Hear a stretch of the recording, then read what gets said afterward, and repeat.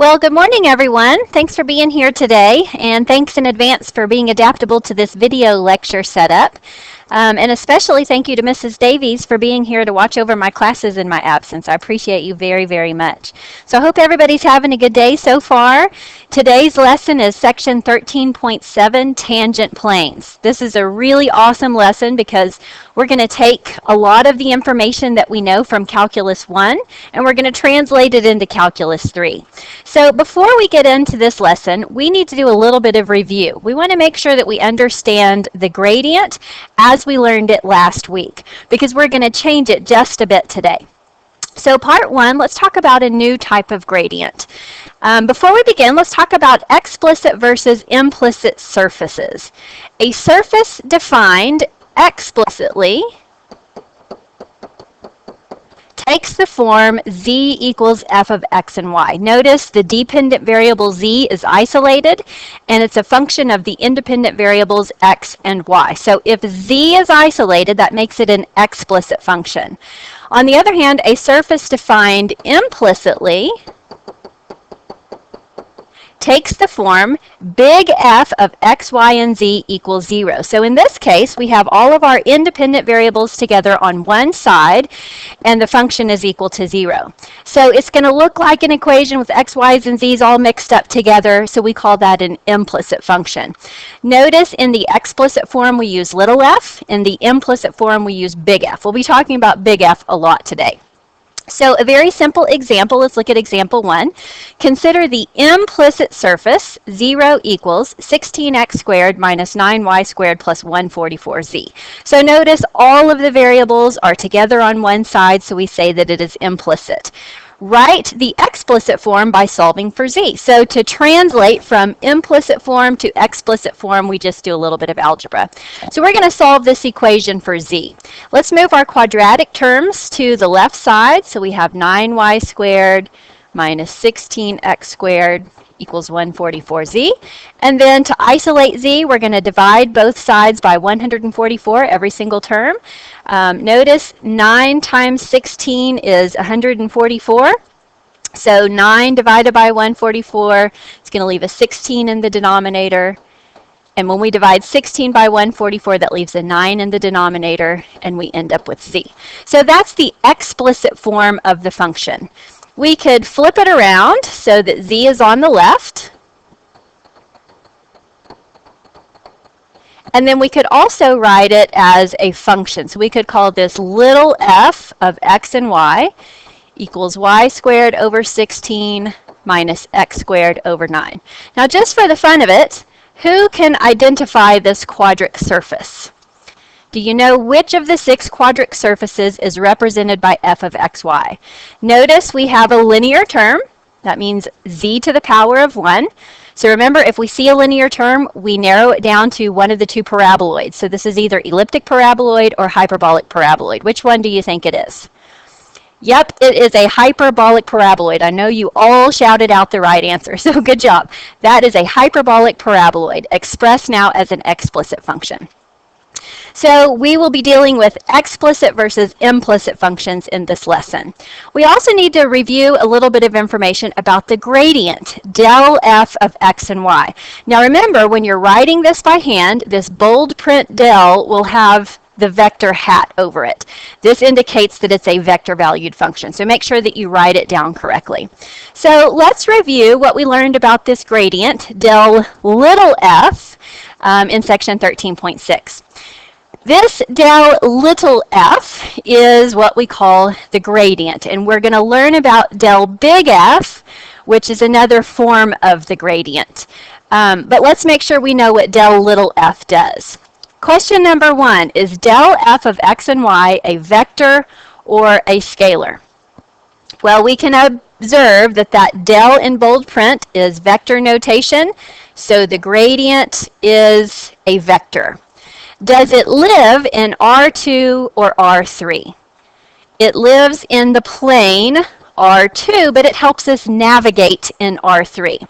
Remember, we think of it as a dial on a compass. If we're walking around terrain or a surface that passes through R3 and we're looking at our compass, we hold our compass parallel to the ground, that is parallel to the XY plane, and we look at that little dial on the compass. That dial points in a cardinal direction, north, south, east, or west. It tells us the direction in which we should proceed, and when we proceed in that direction, we will be either going uphill or downhill, up in elevation or down in elevation, depending on the z-value. Number 3, del f of x and y points in the direction of what? Maximum increase. So remember, at a point on a surface, there are multiple slopes that we can encounter. The slope of the surface is dependent on the point we are located at and the direction in which we proceed. So the gradient vector will point in the direction where we have the steepest possible slope. If we want to calculate the steepest slope at a particular point, number 4, the maximum slope at a point is given by the magnitude del f of x and y. So that gradient vector gives us lots of important information. It points in the direction of maximum increase or steepest slope, and the magnitude of the gradient measures the steepest slope. So let's look at the diagrams here of this elliptic paraboloid, z equals 4 plus x squared plus 3y squared. If we consider a single point, 2, negative 1/2, 35 over 4. Notice we are located above the xy plane, so we are up in elevation. The gradient vector is going to point in the direction of maximum increase at that point. So notice this little blue vector in the xy plane. That would be like the dial on our compass that we are holding parallel to the xy plane, and it's pointing in the direction that we should proceed in order to encounter the steepest possible slope. So if I am standing at this point right here, I have a nice little ponytail, right? If I'm standing at this point and I look at my little magic compass, hold parallel to the xy plane and say, which way should I go in order to experience the maximum possible slope? My compass is going to point this direction, and do observe when I begin proceeding in that direction, I will be following the curvature of that paraboloid. Now, if I turn that dial 180 degrees in the other direction, I'm going to be going down the steepest possible path. So in that case, I would be going this direction. So del f points in the direction of maximum increase. Negative del f points in the direction of the steepest descent. Now let's consider another point on this paraboloid. Let's look at the point 3, 1, 16. If I consider a vector that is orthogonal to the gradient, I will encounter a path of 0 slope. Did you follow all of that? Well, let's consider our steps. Suppose I slice this paraboloid with a plane parallel to the xy plane.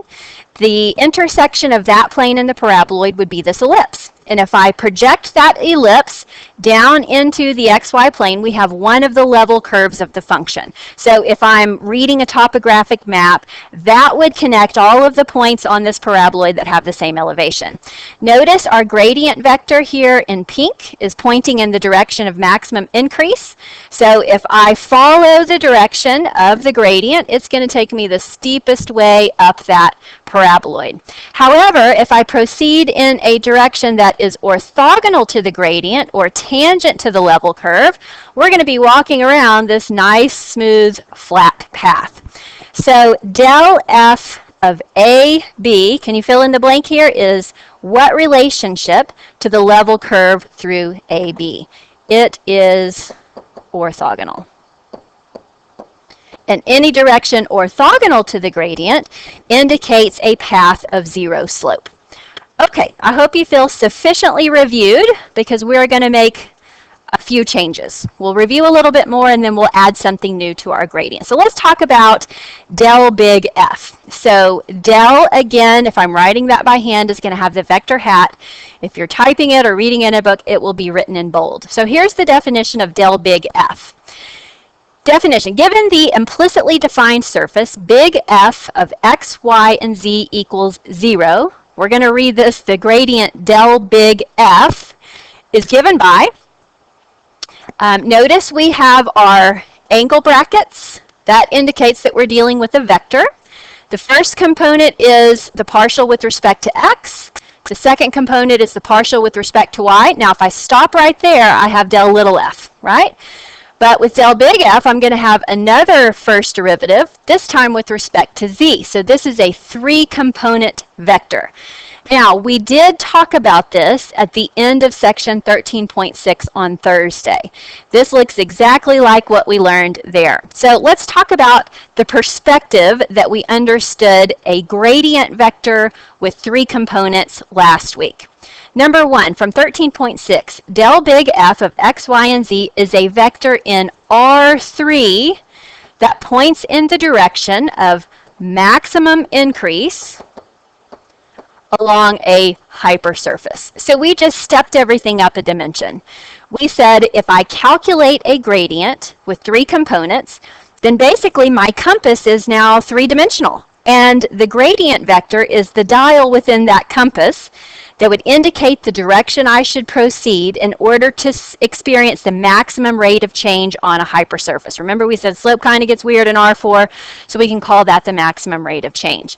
So at first interpretation, we were using this 3-component vector, this 3-component gradient, to understand direction of maximum increase along a hypersurface. But we're going to look at a new use of this function. I know you were all looking at me with crinkled eyebrows last week as we were talking about R4, but maybe this will be a little more useful. So del big F at a point ABC is normal to the level surface at ABC. Now, a gradient vector, del little f, with 2 components, remember it is orthogonal to a level curve. Del big F is normal to the level surface at ABC. So we did talk about that last week. But that also means it is normal to the tangent plane at ABC. So how is something normal to a surface? It is normal to the tangent plane. So let's look at our diagram here. We're going to be working all of this in R3 today. So consider this gray curved surface passing through R3. We could consider a path along that surface. Notice my del big F is a vector in R3, and it is going to be orthogonal to the level surface. Well, if I consider a tangent line here, what does it mean to be orthogonal to the surface? It is orthogonal to a vector that is tangent to that path. Now, if I am standing at point P naught, and I measure the slope in all 3 directions and observe that the slope in all of those directions is 0, then the plane that is tangent to the surface there would indicate something that is orthogonal to that gradient vector. So we're going to step up our calculus skills today. Old school Calc 1. Find the equation of a line tangent to a curve. So remember, the good old days of Calc 1, you had a cute little curve in the plane. Remember those days? You were working in the XY plane. And your problem was, suppose that I choose a point on this single variable function, that is single independent variable function, y equals f of x, and I want to find the equation of a line tangent to that curve. That was one of your main problems that you learned how to do in Calculus 1. Well, we're going to be doing the same principle, however, we're going to be working now in R3. So here's our new school Calculus 3. Find the equation of a plane tangent to a surface. Find the equation of a plane tangent to a surface. So previously, you were looking for the equation of a line tangent to a curve. Now we're looking for the equation of a plane tangent to a surface. So the dimensionality has increased. But what I want you to observe is that the process is very similar. Some of the notation will get a little more complex because we're dealing with higher dimensions, but the concept is the same. So here's the meat of this section, defining tangent planes. Oh, one more thing we need to review, just in case you're a little rusty. We've learned this before. Part A, let's review the equation of a plane. To write the equation of a plane, we need a point that the plane passes through. We call that x naught, y naught, z naught. Remember, the subscripts on the variables indicate we're dealing with a parameter. So that's an actual ordered triple of numbers. That's a location on the surface. So we need a point that the plane passes through. And what kind of vector? A normal vector. We'll call it v equals a, b, c. So to write the equation of the plane, we need two pieces of information. A point that the plane contains and the direction of the plane as encoded by that normal vector, which we say is ABC. So we have developed this process before, so this is just a review. Once I have the normal vector and a point that the plane contains, we can write the standard form of that plane. So we have the first component of our normal vector, A, times, remember, this is variable x minus constant x naught. Hopefully that's a good reminder.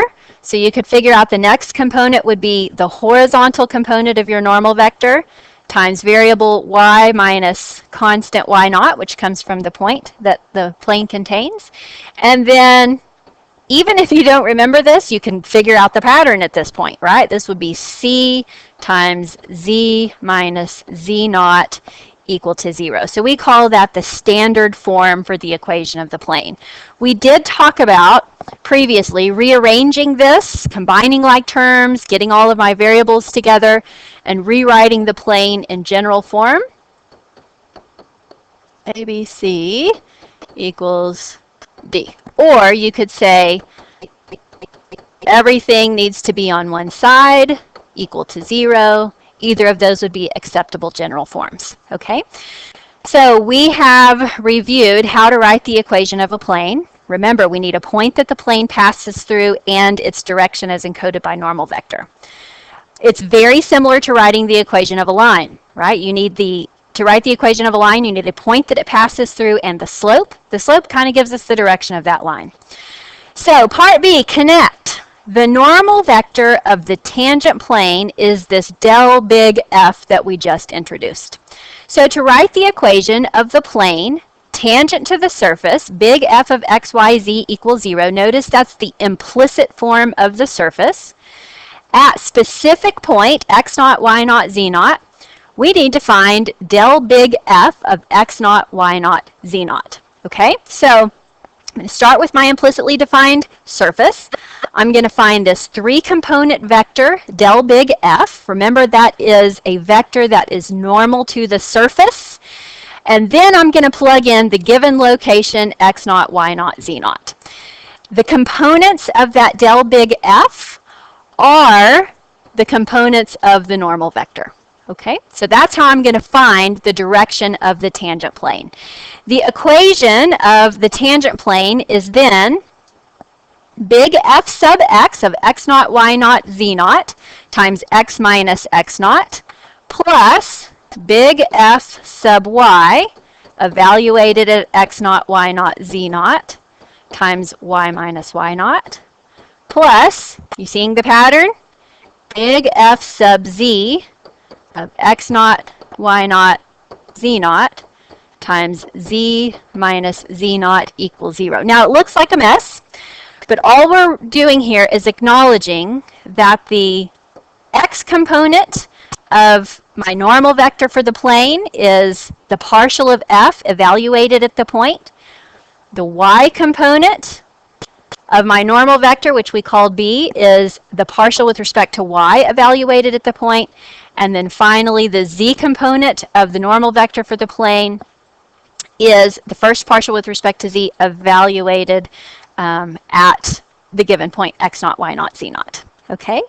So observe, we are using the gradient, del big F, to find the normal vector to the plane. So don't get lost in the details. Here's the big idea. We have a surface, big F, in implicit form. Our goal is to write the equation of the plane tangent to this surface at a given point. To write the equation of the plane, we need a point that it passes through, we got one, and we need a normal vector. The normal vector, which previously we called ABC, is going to be obtained by evaluating the first 3 partials at the given point. Okay, so the big idea, to get the direction of the tangent plane, we use this gradient del big F.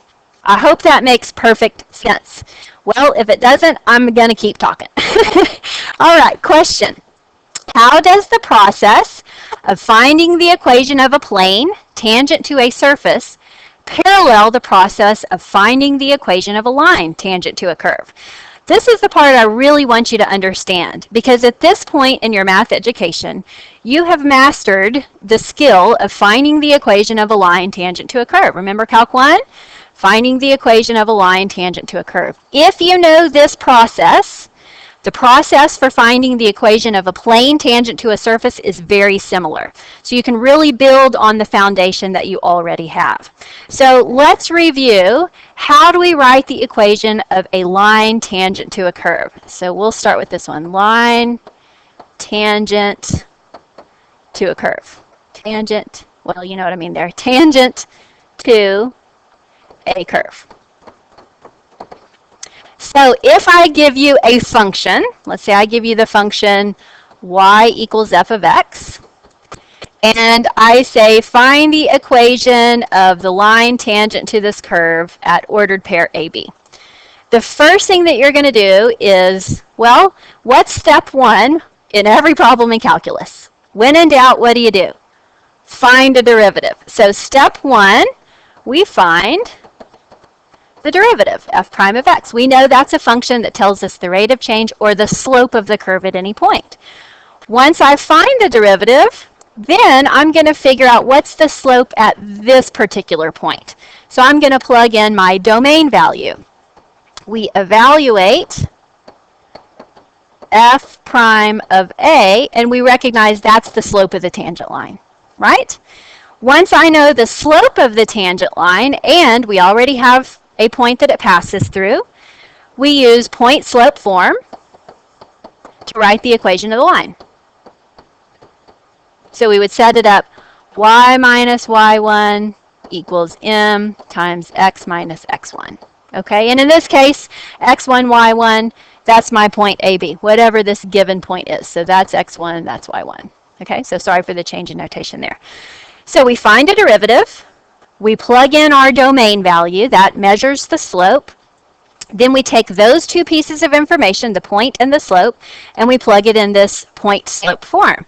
Then normally we rearrange it and put it in something like slope intercept form so that it's easy to graph. Okay? If you know that process, that's very similar to the process that we'll be doing to find the equation of a plane tangent to a curve. A surface. So find the equation of a plane tangent to a surface. And we're going to assume that our surface is given implicitly. That means we moved everything to one side.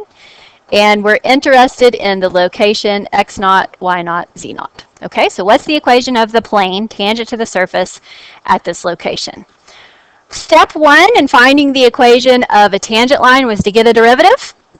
That's where we're going to start in this process as well. However, it only takes one derivative in Calc 1, but it's going to take 3 derivatives in Calc 3. We need to find del big F. So number 1, find del big F. Now check your notation. Did you put an arrow over that del? That indicates it's a vector valued function. Del big F, remember, is big F sub x, the partial of f with respect to x, big F sub y, and big F sub z. Okay, so in Calc 1, the first step was to find the derivative. In Calc 3, we're finding 3 derivatives, but the process is the same. In Calculus 1, after I find my derivative, I plug in my domain value. That's exactly what we're going to do here. So our normal vector for the plane will be del big F evaluated at our domain point x naught, y naught, z naught. That's the entire order triple. Okay, so we'll plug that into each component, and when we evaluate, that's going to give me some normal vector. Let's just call it ABC. Okay, so we're going to get constants out of that. That is the normal vector. So in Calculus 1, when we evaluate our derivative at the given point, that gives me the slope of the line. In Calculus 3, when I evaluate all 3 of my derivatives at the given point, it doesn't give me the slope of the line, it gives me the normal vector for the tangent plane. Okay? Process is very similar. Once I know those values, I have a normal vector and I have a point that the plane contains, then I'm not going to use point slope form, but I'm going to use the standard form for the equation of a plane, which was a times x minus x naught plus b times y minus y naught, c times z minus z naught equals 0. But if you really think about it, doesn't it remind you a little bit of point slope form? Just has more information. Okay. After I get standard form, I would probably rearrange it into general form, just like you rearrange point slope form for the line into slope intercept form. Okay. So step 1, get some derivatives. Step 2, plug in your location. Step 3, remembering the standard form for the equation of the plane, write the equation of the plane tangent to the curve. Compare that to what you already know about finding a line tangent to a curve, and you'll have this mastered in no time. Okay? By the way, if we can find this vector del big F, we kind of get some bonus information. We can write not only the equation of the plane tangent to the surface, we can write the equation of a line normal to a surface. So what that means, if I consider this blue surface and I consider this pink plane, which is tangent to that surface at this given point, we can use what we know from chapter 12 to write the equation of the line that is normal to that surface. Okay, so if I imagine a normal vector here, that's going to be given by del big F. I can use the direction given by del big F to write the equation of the line. Okay, so in parametric form, the equation of the normal line would be x equals x naught plus f sub x evaluated at the given point times t.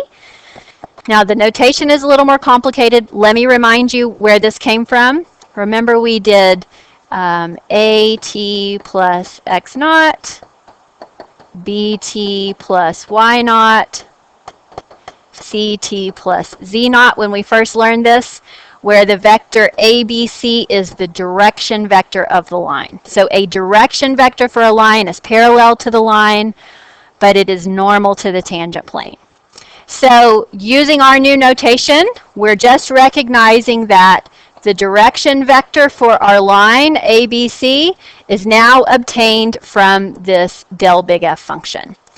So the second part of our parametric system for the line would be y equals y naught plus f sub y, evaluated at x naught, y naught, z naught times parameter t. And then finally, z equals anchor point z naught plus, here's the c component of our direction vector, x naught, y naught, z naught times t. Okay, so kind of some bonus information. Are you hanging in there? I hope so. Let's do an example to sort of iron out all these details. So example 2, consider the surface x squared over 9 plus y squared over 25 plus z squared equals 1. Our problem is to find the equation of the plane tangent to the surface at the given point 0, 4, 3/5. Now just imagine yourself a few semesters ago, you were sitting in Calculus 1 and your teacher gave you a function and said find the equation of the line tangent to the curve. You learned the steps to do that. We're doing the same thing here. Again, we just have more information to manage. So let's think about the process. First of all, is the given equation explicit or implicit?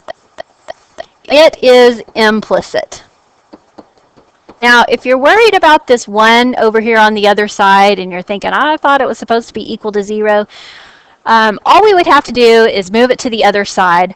But notice, if you have a constant left over there, we are going to be finding 3 partial derivatives. No matter which variable we're differentiating with respect to, the constant will differentiate away to 0. So when I'm asking you, is it explicit or implicit, I'm asking, is z isolated? Okay, so in this case, no, z is not isolated. It's mixed up in the equation with the other variables. It's squared, so this is an implicit function. Okay, but if you are a rule follower like I know you are, and you want to move it to the other side just to be safe, you can do that every single time, no problem at all. Okay? Big question, what quadric surface does this represent? This is the easiest one to graph. Notice we have 3 quadratic terms. They're all sharing the same sign, equal to 1.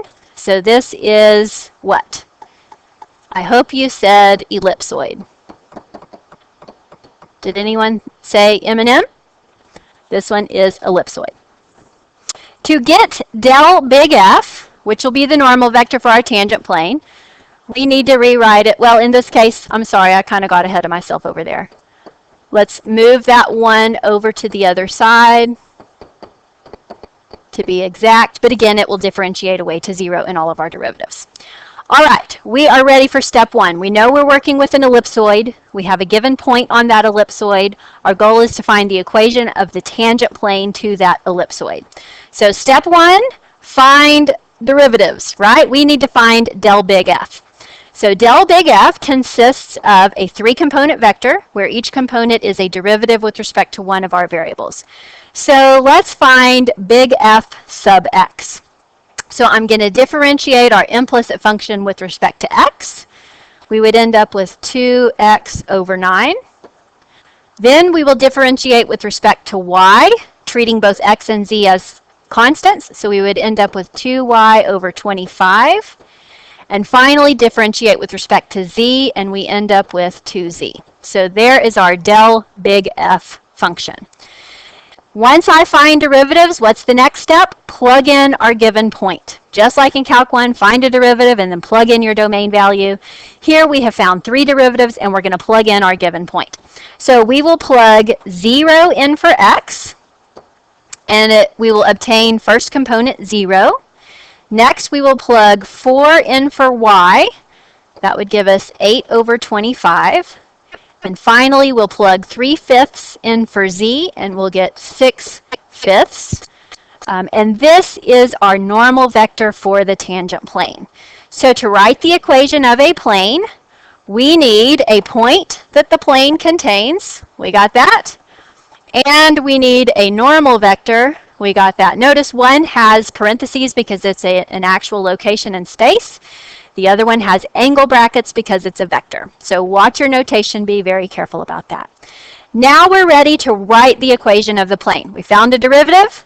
Well, we found 3. We plugged in our given point. Now we're ready for this standard form. So in this formula, x naught, y naught, z naught, those come from our given point. And then the gradient vector is sort of like our new ABC normal vector. Okay? So we have f sub x of x naught, y naught, z naught. That's simply our x component of our del big F times. Now remember, x is a variable, x naught is a constant. X naught is the x component of our point. Okay? Plus, then we are looking at big F sub y. That would be 8 over 25 times y minus y naught. Y naught comes from the given point. And finally, f sub z, 6/5 times z minus z naught. Z naught came from the given point. Okay? So that's kind of like the point slope form step in finding the equation of a line tangent to a curve. So we have it all planned out. This is the standard form for the equation of a plane. The benefit of looking at the equation of a plane in standard form is I can eyeball it and see a point that it contains, and I can also see the components of the normal vector. And that's how we set it up. But it's not that presentable. In general, we want to put it in general form, ax plus by plus cz equals, and you may have a leftover constant over here, so put a d over there, okay? So let's simplify a little bit. The first term is going to disappear. We're going to lose our x variable. And then what we need to do is distribute 8/25 to this set of parentheses and 6/5 to this set of parentheses. I'm worried I'm going to run out of room, so let me do some side work here. So we would have 8/25 25ths times y minus, what's 4 times 8? I think 32 over 25. See, the problem with me not being able to hear you is if I mess up, y'all can't tell me. Let's distribute 6/5. 6/5 z, and then 6/5 times 3/5 would be 18 25ths. And on the right side, we have 0. Okay? Let me look over it, make sure 8 25ths y, 8 times 4, 32 25ths, 6/5 z minus 18 over 25. Okay, that looks pretty good. Let's combine like terms. Let's add these two constants together. So we have 8 25ths y. I'm going to get my next variable term, 6/5 z. Then negative 32 25ths minus 18 25ths, 40, 50. Negative 50 over 25, which gives me 2. Good stuff? Okay, now that is an equation of the plane, but to be technical, general form should not have any fractions or decimals, and we should always lead with a positive coefficient. So I need to get rid of all the fractions here. An easy way to do that is to multiply both sides by your lowest common denominator, which is 25. So really, I'm just dressing it up here. Okay. So when I distribute 25, we will end up with 8y. So I'm distributing here. When we multiply here, what would that give us? 30z. And then finally, distributing here, minus 50 equals 0. Okay, so that's pretty good. We got rid of the fractions. But now do you notice all of our coefficients have a common factor of 2? So this does need to be reduced. Let's go through and divide everything by 2. If you follow all of these rules, that is no fractions or decimals, no common factor between your coefficients, and lead with a positive term, then your general form will be unique. Okay? So distributing our 1/2, we get 4y plus 15z minus 25 equals 0. So that is our official general form, 4y plus 15z minus 25 equals 0. Okay? And by the way, it's perfectly acceptable to do 4y plus 15z equals 25. We look at it that way a lot of times when we're solving systems with matrices. So either way, you would get full credit. Okay? So we found a derivative. In fact, we found 3 derivatives. F sub x, f sub y, and f sub z. We plugged in our given point. That gave us the normal vector for the plane. Then we used standard form to begin writing the equation of our plane. And then with a little algebraic simplification, we have a nice equation for the equation of the plane tangent to this ellipsoid. Just as a bonus question here, write the parametric equations of the line normal to the surface at the same point. So the gradient vector, del big F, it gives me the normal vector for the plane, but it also gives me the direction vector for the line. So this is the direction vector for the line. So very simply, x is equal to the x component of the point, 0, plus, where's my gradient vector? Up there in green, okay, plus f sub x, 0 times t, y equals b, which is the y component of our point, plus f sub y, that's 8/25 t, and z equals z component of our point, 3/5, plus f sub z, 6/5 t. Okay? And we could simplify that to x equals 0, y equals 4 plus 8/25 t, and z equals 3/5 plus 6/5 t. Okay, now remember, you can use any scalar multiple of that direction vector. So if you wanted to even multiply the coefficients of t by 25, you'd have something that's equivalent. The parametric equations are not unique. Okay, let's continue exploring this situation. Part C, at what points on the ellipsoid is the tangent plane horizontal? Now, think about Calculus 1. Remember working in the xy plane, the good old days of the xy plane. And you had some sort of function, y equals f of x, and your job was to figure out at what points is the tangent line horizontal. The tangent line is horizontal when the value of the derivative is what? 0. So to find the points where the tangent line is horizontal, we need to set our derivative equal to 0.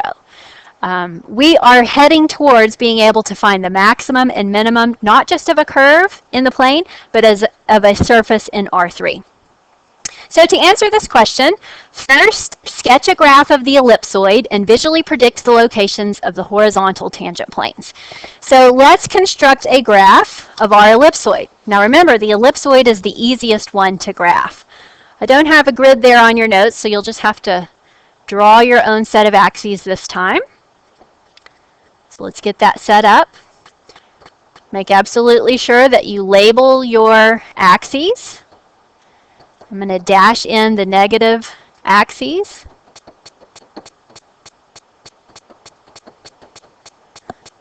And to remind you, the equation of our ellipsoid was x squared over 9 plus y squared over 25 plus z squared equals 1.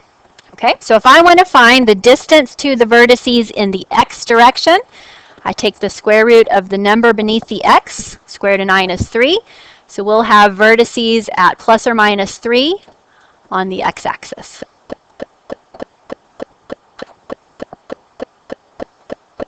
If we want to find the distance to the vertices on the y-axis, we take the square root of the number beneath the y, 5. So we're going to go positive 5 and negative 5 on the y-axis.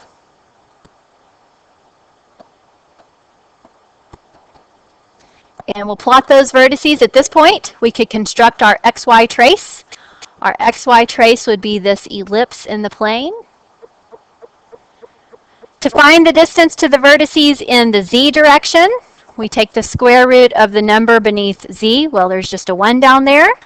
So we'll go positive 1 and negative 1 on our z-axis. Do a different color here. Make a point there. So the trace in the YZ plane is an ellipse. And the trace in the XZ plane is another ellipse. So there's our ellipsoid. Okay. Now the question is, at what point on the ellipsoids is the tangent plane horizontal? So where is the tangent plane going to be parallel to the xy plane? Horizontal in R3 means parallel to the xy plane. Well, it's going to be at the very top of the ellipsoid and the very bottom of the ellipsoid. It's very difficult for me to teach this class without you being able to see my hands. So it's at the top and it is at the bottom. So let's locate those ordered triples. Those would be the vertices in the z direction. So the tangent plane will be horizontal at 0, 0, 1, and the bottom 0, 0, negative 1. If you want to be efficient, you can write that in one swipe, 0, 0, plus or minus 1. Okay, so we used what we know about graphing to predict the location of the horizontal tangent plane. Let's see if we can get there in an analytical approach.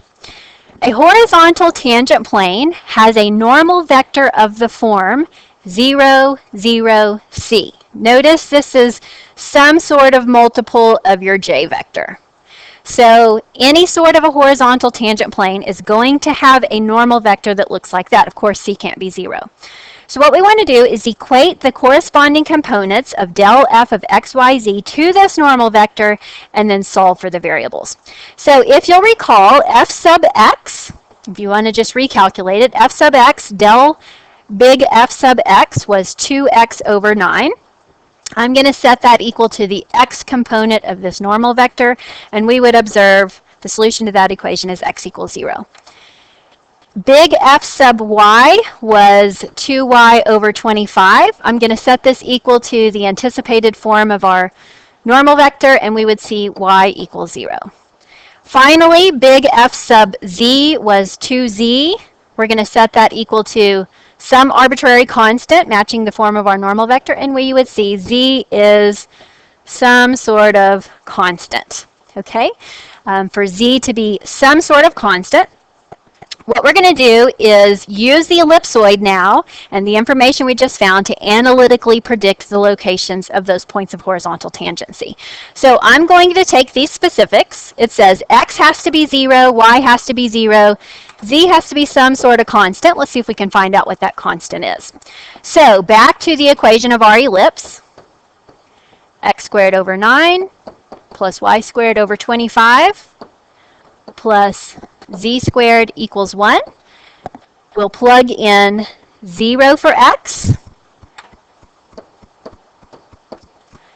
0 for y. Let's see if we can solve for z. So this term goes away, this term goes away. And notice that would give us, as expected, z equals plus or minus 1. So analytically, we can observe the points of horizontal tangency are, as we predicted by looking at the graph, 0, 0, plus or minus 1. Okay, guys, that's it for section 13.7. Again, thank you so much for being adaptable to this video lecture setup today. And Mrs. Davies, thank you again for being here. Y'all have a great day, and I will see you very soon.